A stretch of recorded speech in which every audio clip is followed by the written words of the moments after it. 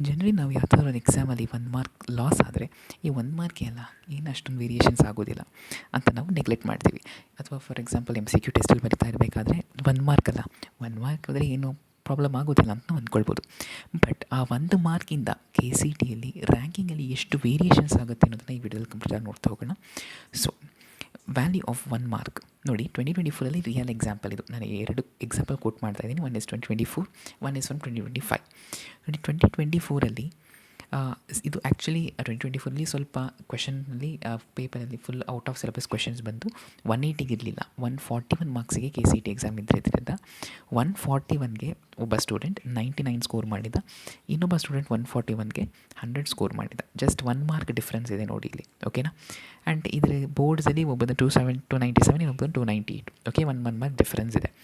KCT ರ್ಯಾಂಕಲ್ಲಿ ನೋಡಿ 200 rank variations ಆಗಿದೆ. Okay, so just 1 ಮಾರ್ಕಿಂದ ನೋಡಿ 200 ರ್ಯಾಂಕ್ ವೇರಿಯೇಷನ್ಸ್ ಆಗಿದೆ. ಸೊ ಈ ಇಷ್ಟು ವೇರಿಯೇಷನ್ಸ್ ಆಗಿರೋದ್ರೆ ಏನು ಅಷ್ಟು ದೊಡ್ಡ ವ್ಯತ್ಯಾಸ ಆಗುತ್ತೆ ಅಂತ ನೀವು ಕೇಳ್ಬೋದು. Definitely yes. ಸೊ 1700 ಸ್ಟೂಡೆಂಟ್ಗೆ ಒಂದು ಕಾಲೇಜಲ್ಲಿ ಸೀಟ್ ಸಿಕ್ಕಿರ್ಬೋದು, ಬಟ್ ಅದೇ ಕಾಲೇಜಲ್ಲಿ 1900 ಸ್ಟೂಡೆಂಟ್ಗೆ ಸಿಕ್ಕಿರೋದಿಲ್ಲ. So this is how each mark values, ಓಕೆನಾ. ಸೊ ನೆಕ್ಸ್ಟ್ ಇನ್ನೊಂದು 2025 ಇಲ್ಲಿ CET ಪರ್ಸೆಂಟೇಜ್ ಮೇಲೆ ನೋಡ್ತಾ ಹೋಗೋಣ. ನೋಡಿ, ಒಬ್ಬ ಪರ್ಸನ್ದು 80.66% ಟೋರ್ಡ್ಸ್ CET ಕಂಬೈನ್ಡ್ ಪರ್ಸೆಂಟೇಜ್. ನಾನು ಪ್ರೀವಿಯಸ್ಲಿ ಒಂದು ವೀಡಿಯೋ ಅಪ್ಲೋಡ್ ಮಾಡಿದ್ದೀನಿ, ಅಲ್ಲಿ ನೀವು ರೆಫರ್ ಮಾಡ್ಕೋಬೋದು ಪರ್ಸೆಂಟೇಜ್ ಹೇಗೆ ಕ್ಯಾಲ್ಕುಲೇಟ್ ಮಾಡೋದು ಅಂತ. ಓಕೆ, ಒಬ್ಬದು 80.66%, ಇನ್ನೊಬ್ಬೊಂದು 80%. ನೋಡಿ, ಡಿಫರೆನ್ಸ್ ಇಸ್ 0.66% ಅಷ್ಟೇ. ಓಕೆ, 1% ಅಲ್ಲ, 0.66. ಬಟ್ ರ್ಯಾಂಕಲ್ಲಿ ನೋಡಿ 9000 ಇದೆ, 80.66, ಇನ್ನೊಬ್ಬರು 7974 ರ್ಯಾಂಕ್ ಇದೆ.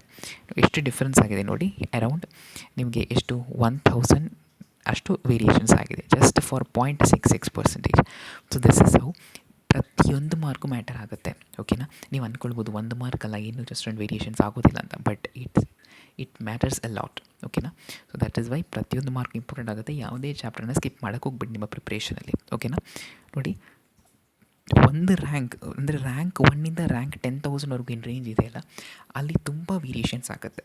ಸೇಮ್ ಮಾರ್ಕ್ ಇರ್ಬೋದು, ನಿಮಗೆ ಸೇಮ್ ಪರ್ಸೆಂಟೇಜ್ ಇರ್ಬೋದು, ಬಟ್ ರ್ಯಾಂಕಲ್ಲಿ ವ್ಯತ್ಯಾಸ ಇರುತ್ತೆ. ಬಿಕಾಸ್ ಮೈನ್ಯೂಟ್ ವೇರಿಯೇಷನ್ಸ್ 80.66, 80.61 ಅದರಲ್ಲೇ ಇಷ್ಟೊಂದು ವೇರಿಯೇಷನ್ಸ್ ಇರುತ್ತೆ, ಓಕೆನಾ. ಸೊ ದಟ್ ಇಸ್ ವೈ ಪ್ರತಿಯೊಂದು ಮಾರ್ಕ್ ಇಂಪಾರ್ಟೆಂಟ್ ಆಗುತ್ತೆ. ಯಾವುದೇ ಚಾಪ್ಟರ್ನ ಸ್ಕಿಪ್ ಮಾಡೋಕ್ಕೆ ಹೋಗ್ಬೇಡಿ, okay. That is the main motto of this particular video. 1 mark ಅಲ್ವಾ, ಏನು ಅಷ್ಟೊಂದು ವೇರಿಯೇಷನ್ಸ್ ಆಗೋದಿಲ್ಲ. ಸೊ ಈ ರೀತಿ ಮೈಂಡ್ಸೆಟ್ನ ಬಿಟ್ಬಿಡಿ, ಓಕೆ. ಪ್ರತಿಯೊಂದು ಚಾಪ್ಟರ್ ಇಂಪಾರ್ಟೆಂಟ್ ಆಗುತ್ತೆ. ಚಿಕ್ಕ ಚಾಪ್ಟರ್ ಇದ್ದರೂ ಪರವಾಗಿಲ್ಲ, ಅದನ್ನು ನೀವು ರಿವೈಸ್ ಮಾಡ್ಕೊಳ್ಳಿ.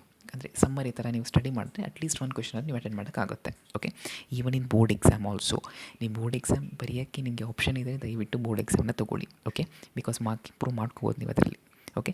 ನಿಮಗೆ ಈ ವಿಡಿಯೋ ಯೂಸ್ಫುಲ್ ಅನಿಸಿದರೆ ಚಾನಲ್ಗೆ ಸಬ್ಸ್ಕ್ರೈಬ್ ಮಾಡ್ಕೊಳ್ಳಿ. Thank you.